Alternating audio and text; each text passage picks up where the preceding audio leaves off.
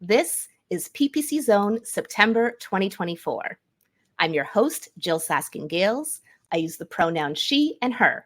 I'm a Google Ads coach, ex-Googler, and the founder of Inside Google Ads. I created PPC Zone in 2022 to elevate new perspectives and insights in our industry.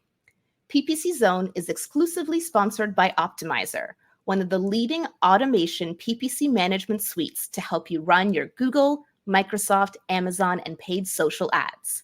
Thanks to Optimizer, I can continue to bring you this live global event for free each month, so we can continue to elevate new perspectives in our industry. In preparation for Q4, Optimizer is sharing new data to help you achieve the best results from your ads. For example, Optimizer found that higher ad strength is not correlated with better Google Ads performance, but higher optimization score is, really. You can learn more on the Optimizer blog at optimizer.com/blog. That's Optimizer, optmyzr.com/blog. Our final speaker in the zone today is the PPC lead at Beauhurst, a private company database tool based in the UK. She is an international speaker, a platinum Google Ads product expert, search engine land contributor, and girls in marketing mentor. We're about to hear her explain how to have fun with B2B Lead Gen. Please welcome Sophie Logan. Hi, everyone. Thank you for that lovely introduction. That was so sweet. So I'm going to quickly talk to you about how we can have a little bit more fun with B2B Lead Gen. I think we see a lot of information out there about how to be effective with it, how to do a good job, but my kind of take on this is how you can actually still enjoy your job as a marketer at the same time as getting killer results for your clients. So I've got 5 tips and tricks for you. So first up is to step away from solely focusing on search campaigns. If I had £1 for every time that I did an audit of a B2B Lead Gen account and they were only running search campaigns, I would be quite rich. What we really need to be doing is thinking about a more well-rounded strategy. We're not just capturing that demand, we need to generate it as well. Obviously, that's great from a business perspective, getting them more leads, getting them more better reach. But for you as a marketer, it just means that you can try new things, work on new skills. Because honestly, if I had to only work on search campaigns every single day, I would get bored as well. So people really want to start thinking a little bit more about expanding their range. And that also comes into what type of platforms they run as well.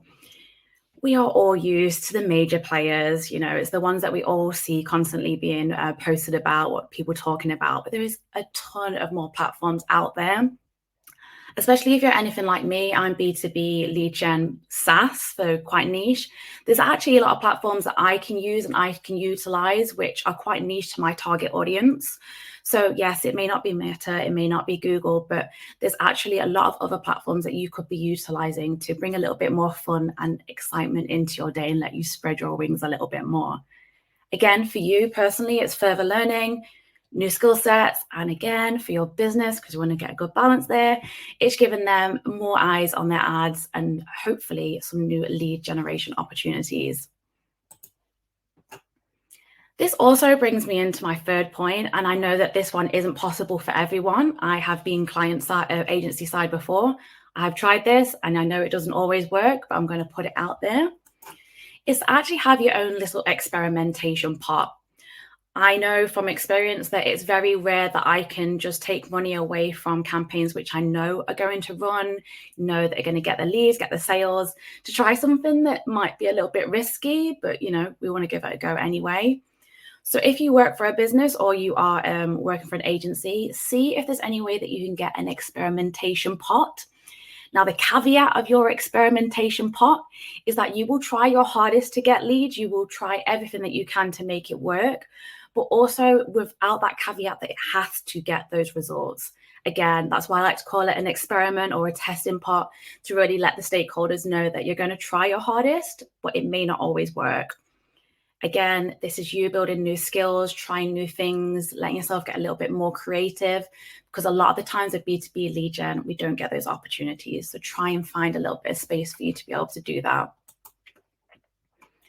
Number 4, experience the industry. Now, this one may sound weird, and I'm not saying that if you have a shipping container client, for example, I'm not saying to go off around the world sailing across the ocean to get the true experience of what a shipping container is.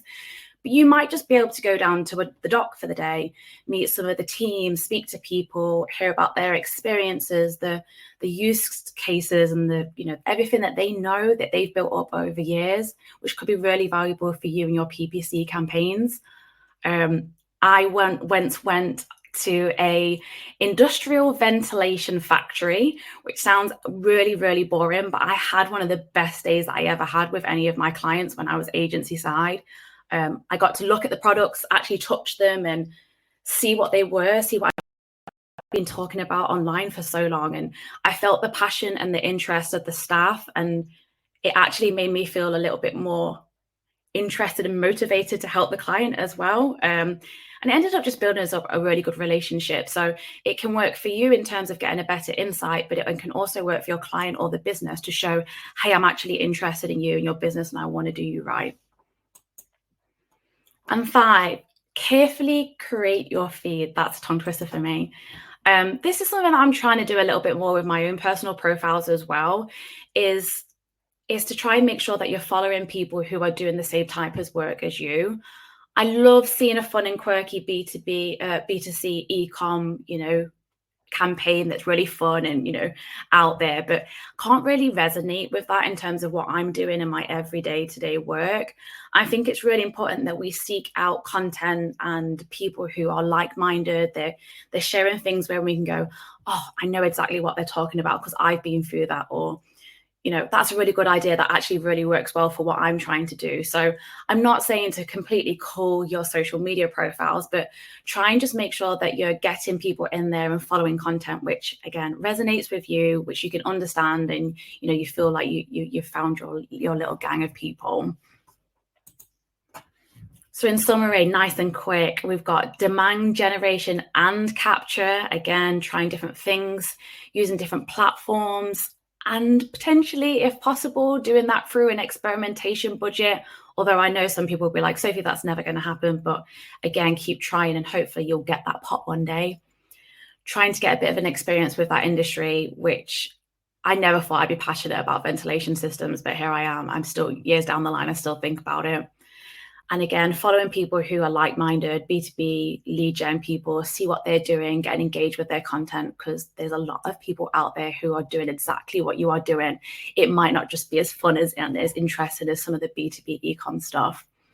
Because in my opinion, no matter how good you may be at your job and, how amazing results you might be getting, I think if you're not having fun whilst you're doing it, then you're not really getting the job satisfaction that you deserve, regardless of results. So try and get that fun in there where you can. So thank you. If you've got any questions at the end, then please pop them through. Thank you. Thank you so much, Sophie, for sharing your unique perspective and insights with us in the Zone. If you'd like to connect with Sophie Logan, you can find her on LinkedIn. To learn more about PPC Zone and our speakers, or to apply to speak at an upcoming event, visit ppc.zone. I'm your host, Jill Saskin-Gales. You can follow me on LinkedIn to stay up to date on future events. Thank you one last time to Optimizer, our exclusive sponsor, for supporting our mission to elevate new perspectives and insights in our industry.